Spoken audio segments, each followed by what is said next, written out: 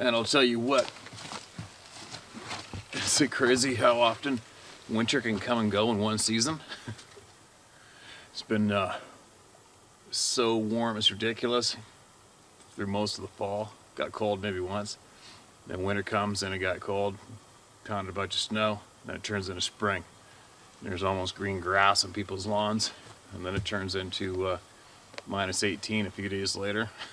It's like a frickin' weather roller coaster. But here we go. Went down the lake again after the horse training sessions, and time to mix up the scenery. I really don't mind doing this at all. It's actually a bit of an escape, as well as helping people. So, steelhead fishing for a week is coming, now that I'm not going to be stuck in quarantine so far. Alright, what do we got? Hi Steve, attached, please find 7 stories from my past hiking and camping experiences related to Bigfoot in the Adirondacks of New York State to share with your viewers. If you use my stories, just call me Jim. Many thanks for all you do in support of people that need it most. Sincerely yours, Jim, Utica, New York area. Alright Jim, here we go. Dear Steve, thanks so much for the valuable service you're providing for people so they can have a safe harbor to get their Bigfoot experiences off their chests and come to the realization they are not alone and crazy. After all, as there are many other people with similar experiences.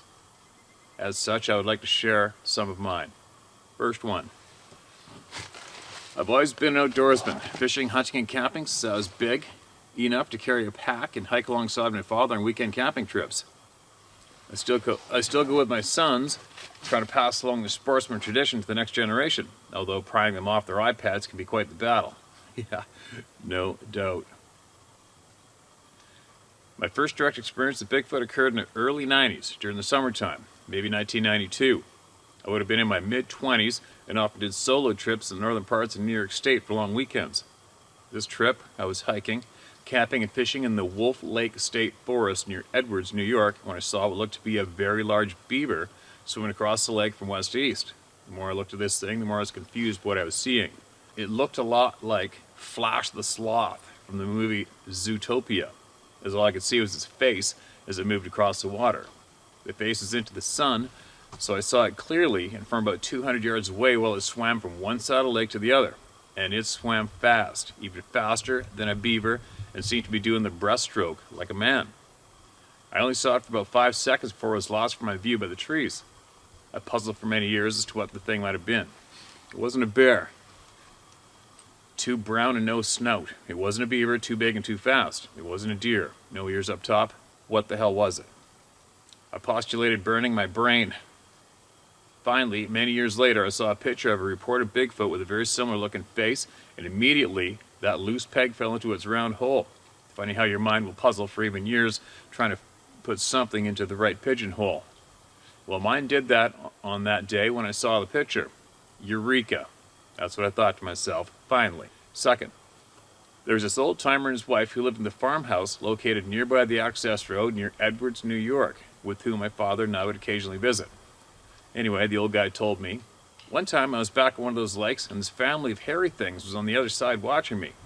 I thought they might try and eat me, so I took off back down the trail away from them. I surmise this would have been in the early 1900s or so, as he and his wife were very old when we saw them last in the mid-80s. This was at the same location where I had seen Flash the Sloth swimming the breaststroke. Third, another time, maybe in the mid-90s, I was solo camping and mountain bike riding on the horse trails located at the Adirondack Wilderness area located near Thendara, New York.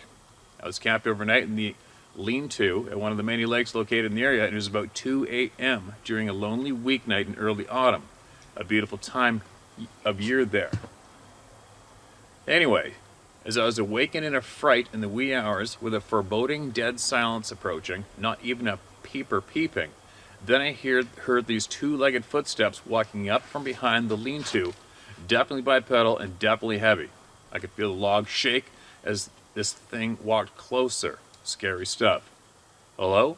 I called up meekly. Hello? Then louder. Nothing. Not even a leaf rustling. Just the cone of silence. Funny thing was, I never heard this big fellow leaving. I guess that's maybe why the Native Americans called them feather walkers, because they can walk on the air if they need to. Nothing else happened that night, and in one morning's first light, I packed up camp and skedaddled out of there. See you later, Mr. Squatch. Number 4. On a different trip again, mountain biking in the Adirondack Wilderness area, I came upon a smashed trailhead sign that the state DEC puts up for the hikers and bikers. It was near Big Otter Lake on the Big Otter Lake Trail. The sign was sized about 3 by 4 feet wide, similar to below, and was smashed into smithereens, into toothpick-sized splinters. I thought that was odd. Whomever smashed it spared no expense, like they hated it or something. There's not one piece of that sign bigger than a credit card. Smashed. Now, it could have been an ATV or the like, but generally people that use the backwoods trails are fairly respectful of the environment and don't wantonly destroy things that are meant to help them. This is before the days when everybody had cell phones with cameras. Otherwise, I would have taken a picture. 5th, in 1995, having completed my undergrad, I wanted to celebrate by section hiking the Appalachian Trail from around Bear Mountain, New York, north to the border with Vermont, and delay getting a job too. During about July or August, I was in the vicinity of Harriman, H-A-R-R-I-M-A-N, New York, and walking along in the early afternoon. I remember it being stiffingly hot and humid that year, with every day being in the 90s, and monsoon rains coming in the later afternoon as regular as clockwork to break the heat. Anyway, as I was walking along up the switchbacks while my eyeballs fogged from the heat, I looked up the trail about 200 feet and saw what looked to be an old man wearing a gray poncho, ducking behind a tree, moving from left to right with his left neck and shoulder disappearing as he slipped behind the tree. The whole sighting took only about 2 seconds, and his colors were like tree bark camouflage with gray and black streaks. He was really perfectly matched to the trees in the area. To this day, I'm still not sure what I saw. I suppose it might have been a hobo in a raincoat walking up the side of the mountain on a 95-degree day. Yes, that is the most likely possibility. It might also have been a Sasquatch, and I just happened to have been looking exactly right to see him. Either way, I think I'll never know. Nothing else happened that day after that, and all was quiet and normal for the rest of the trip. Number 6. More recently, in summer of 2019, something took place when my sons and I were boondock camping on state land south of Old Forge, New York. There are many sightings reported in this area. One was just reported to you from Forestport, New York, and Rome, New York, a short distance away. A guy named Adirondack Jack even posted pictures and a paper footprint cutout hanging in the local Gander Mountain store, now closed, on the sportsman's wall board until somebody stole them a few weeks later. The footprint was a good 24 by 10 inches wide, cut out from a supermarket bag, and was reported to have come from a footprint found in the southern Adirondacks like in early 2000s. He said he had seen them many times when I spoke to him on the phone once. One of the ranger stations even had a Bigfoot sightings poster tacked to their back door a few years ago. Kind of funny, but also kind of scary for the kids. I asked him about it, and the summer help just laughed it off. Yeah, they're around, he said. Anyway, so they were sleeping in our little camper on a Saturday night, and then I heard the loudest excitement a few dozen yards right outside our campsite. It sounded like a cross between owls and the ape cage at the zoo. Screaming and hooting at the top of their lungs for about 2 to 3 seconds, then silence. It woke me up out of a sound sleep, and I listened for more, but nothing came. I suppose it might have been a party bus full of barred owls, too, but I'm more inclined to think it was some juvenile Sasquatches playing a prank at our expense just outside our door. I think the teenage ones do that kind of thing on a dare. I think people misinterpret they're pranking us for aggression, but sometimes they mean business, too. Either way, stay clear of them would be my advice. Number 7. This past year in summer 2020, my friend found 16-inch footprints in his rural backyard behind his pole barn. His kids reported seeing eye shine in the area too, and seeing a hairy silhouette. They found the short trackway the next day. Somebody might be pranking us, but in any case, I've included a couple of footprint pictures for your viewers. All right. Thank you for the email. And I didn't save the photos into my phone, so I may not have had the proper internet connection when I read this, but I will go back and I should be able to find it, and I'll grab it and I'll post them in here and share them with everybody. Oh, anyway, it's pretty quiet down here today. No fog, no snow falling. Pretty calm wind, so it's making it fairly easy for me to sit here and read a couple more out while the sun moves farther away. I think it's pushing 3 o'clock, so it's about that time of day when things are going to be getting pretty cold. It's cold right now. Big cold front has dropped on us this past week. I think minus 20 is the coldest it's been at nighttime so far. A little chilly. Oh. Alright. Unwanted encounter, East Northern Carolina. North Carolina. Hey Steve, I recently subscribed to your channel after you popped up on David Pilatus' channel. Your channel helps, but also caused me a lot of grief. The locals in my town claim me to be a naturalist. I'm just a person very passionate about nature and not being consumed by the agenda of the current media government. I spend all my time hiking in national forest in eastern North Carolina. I go deeper than the hunters that sit on their trucks drinking beer and let their dogs run the deer out. My area is a massive swamp, land laden with brambles and thick undergrowth, hence the hunters running dogs. I've never smelled the rotten stench, had the eerie feelings, or heard the whoops associated with Bigfoot. Around 2014, around mid-October, I decided to hike and look for salamanders to photograph. Due to the high population of big black bear here, I always carry a 45 or 10 mil, and my head is always on a swivel. Because of hurricanes, I'm used to hearing trees fall at random due to them being loosened up during past storms. About 3 miles into my hike from the public game lands road, I heard a tree go down. Nothing crossed my mind. I came up on a large tree that was uprooted years ago from the looks. It was wallowed out and deep. I saw a sign it was an active area. My thoughts were to be quiet and move on. Boom, another tree down. Then I heard a faint snarl, maybe 7 yards to my left, followed by crashing vines and low branches. I said to myself, it was bound to happen. You dumbass, you're going to have to shoot or fight a bear off. I got my pistol ready and hurried away from the sound, thinking I'd get far enough from this bear's home, I'll be okay. The sound stopped. Scared to death, I decided just to go home. Steadily walking almost to the halfway mark, I was struck by a green pine cone really hard. I dropped my pack and ran, hearing the same snarl sound. Then it showed itself for a brief moment. My guess, 6 feet tall with chocolate brown shaggy matted hair and a face that wasn't human but not ape. It vocalized to me and ran straight through the vines, disappeared. I was frozen from fear. Tried convincing myself it was a bear because it couldn't be what I thought.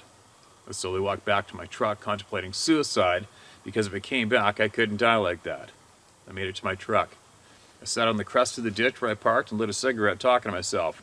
I'm going to wake up in my bed, and nothing happened. It's a dream. Then a presence overtook me. I felt calm and peaceful, and I felt that it was okay. You're okay. It's going to be all okay. An amber-colored sphere floated above my head as I looked at it.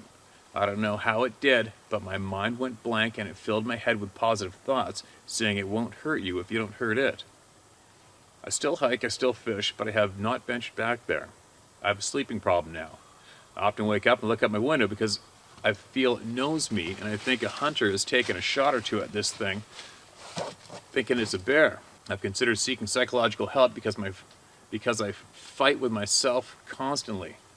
I've told a select few people that I trust, and it's 50-50 on believe me and calling me a kook.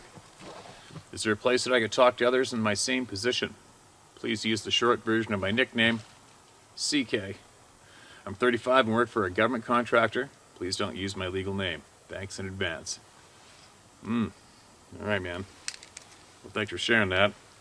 And as far as going for psychological help, well, who are you going to go to? Really? Right? I mean, I'm not saying that to be discouraging, but as far as I'm concerned, if you need some kind of professional to talk to about these feelings and your experience, well, I'm pretty certain there isn't anybody out there with a professional ticket who's willing to put their profession on the line to first off acknowledge that you've seen what you've seen and then try to coach you through it. Where are you going to find that professional, right? So I'd strongly suggest that you find somebody possibly through the comment section underneath this video once it's posted and speak to them, or keep listening to these videos and keep reading the comment section below. This is where all the true honest people are, this is where the knowledge is, and this is where the support is as far as I'm concerned. All right?